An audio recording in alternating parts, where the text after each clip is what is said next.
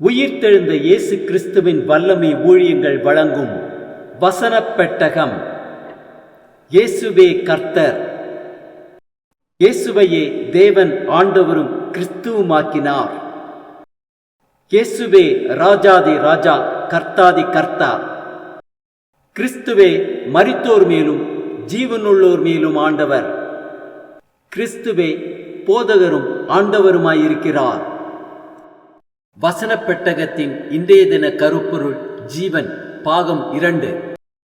குமாரனை உடையவன் ஜீவனை உடையவன், தேவனுடைய குமாரன் இல்லாதவன் ஜீவன் இல்லாதவன். ஜீவனை குறித்ததான வேத வசனங்களை பார்க்கலாம். சங்கீதம் 145:15 வாசிக்கிறோம், எல்லா ஜீவன்களின் கண்களும் உம்மை நோக்கிக் கொண்டிருக்கிறது, ஏற்ற வேளையிலே நீர் அவைகளுக்கு ஆகாரம் கொடுக்கிறீர். நீதிமொழிகள் 12:28 வாசிக்கிறோம், நீதியின் பாதையில் ஜீவன் உண்டு, அந்த பாதையில் மரணம் இல்லை. நீதிமொழிகள் 14:30 வாசிக்கிறோம், சொஸ்த மனம் உடலுக்கு ஜீவன், பொறாமையோ எலும்புருக்கி. நீதிமொழிகள் 4:13 வாசிக்கிறோம், புத்திமதியை உறுதியாய் பற்றிக்கொள், அதை விட்டுவிடாதே, அதை காத்துக்கொள், அதுவே உனக்கு ஜீவன். லூக்கா 12:15 வாசிக்கிறோம், பின்பு அவர் அவர்களை நோக்கி, பொருளாசையை குறித்து எச்சரிக்கையாயிருங்கள், ஏனெனில் ஒருவனுக்கு எவ்வளவு திரளான ஆஸ்தி இருந்தாலும் அது அவனுக்கு ஜீவன் அல்ல என்றார். யோவான் 17:3 வாசிக்கிறோம், ஒன்றான மெய்தேவனாகிய உம்மையும் நீர் அனுப்பினவராகிய இயேசு கிறிஸ்துவையும் அறிவதே நித்திய ஜீவன். யோவான் 6:54 வாசிக்கிறோம், என் மாம்சத்தை புசித்து என் இரத்தத்தை பானம் பண்ணுகிறவனுக்கு நித்திய ஜீவன் உண்டு, நான் அவனை கடைசி நாளில் எழுப்புவேன். யோவான் 6:47 வாசிக்கிறோம், என்னிடத்தில் விசுவாசமாய் இருக்கிறவனுக்கு நித்திய ஜீவன் உண்டென்று மெய்யாகவே மெய்யாகவே உங்களுக்கு சொல்லுகிறேன். யோவான் 5:39 வாசிக்கிறோம், வேத வாக்கியங்களை ஆராய்ந்து பாருங்கள், அவைகளால் உங்களுக்கு நித்திய ஜீவன் உண்டென்று எண்ணுகிறீர்களே, என்னை குறித்து சாட்சி கொடுக்கிறவைகளும் அவைகளே.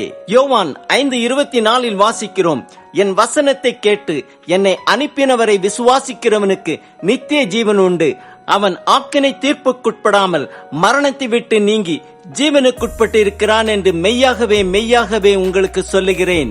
யோவான் 1:4 வாசிக்கிறோம், அவருக்குள் ஜீவன் இருந்தது, அந்த ஜீவன் மனுஷருக்கு ஒளியாயிருந்தது. ரோமர் 5:10 வாசிக்கிறோம், நாம் தேவனுக்கு சத்துருக்களாய் இருக்கையில் அவருடைய குமாரனின் மரணத்தினாலே அவருடனே ஒப்புரவாக்கப்பட்டோமானால், ஒப்புரவாக்கப்பட்ட பின் நாம் அவருடைய ஜீவனாலே ரட்சிக்கப்படுவது அதிக நிச்சயமாமே.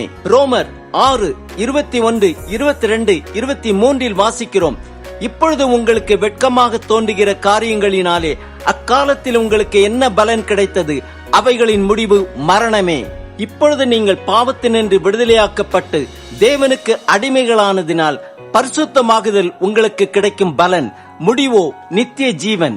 பாவத்தின் சம்பளம் மரணம், தேவனுடைய கிருபை வரமோ நம்முடைய கர்த்தராகிய இயேசு கிறிஸ்துவினால் உண்டான நித்திய ஜீவன். பிலிப்பியர் 1:21 வாசிக்கிறோம், கிறிஸ்து எனக்கு ஜீவன், சாவு எனக்கு ஆதாயம். 1 தீமோத்தேயு 6:12 வாசிக்கிறோம், விசுவாசத்தில் நல்ல போராட்டத்தை போராடு, நித்திய ஜீவனை பற்றிக்கொள், அதற்காகவே நீ அழைக்கப்பட்டாய், அநேக சாட்சிகளுக்கு முன்பாக நல்ல அறிக்கை பண்ணினவனுமாயிருக்கிறாய். யாக்கோபு 4:14 வாசிக்கிறோம், நாளைக்கு நடப்பது உங்களுக்கு தெரியாதே, உங்கள் ஜீவன் எப்படிப்பட்டது, கொஞ்ச காலம் தோன்றி பின்பு தோன்றாமற் போகிற புகையை போல இருக்கிறதே. 1 யோவான் 5:20 வாசிக்கிறோம், அன்றியும் நாம் சத்தியமுள்ளவரை அறிந்து கொள்வதற்கு தேவனுடைய குமாரன் வந்து நமக்கு புத்தியை தந்திருக்கிறார் என்றும் அறிவோம். அவருடைய குமாரனாகிய இயேசு கிறிஸ்து எனப்பட்ட சத்தியமுள்ளவருக்குள்ளும் இருக்கிறோம், இவரே மெய்யான தேவனும் நித்திய ஜீவனுமாயிருக்கிறார்.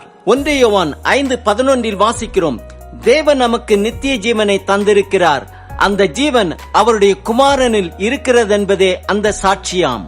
1 யோவான் 1:2 வாசிக்கிறோம், அந்த ஜீவன் வெளிப்பட்டது, பிதாவினிடத்திலிருந்தும் எங்களுக்கு வெளிப்பட்டதுமான நித்தியமாயிருக்கிற அந்த ஜீவனை நாங்கள் கண்டு அதை குறித்து சாட்சி கொடுத்து அதை உங்களுக்கு அறிவிக்கிறோம்.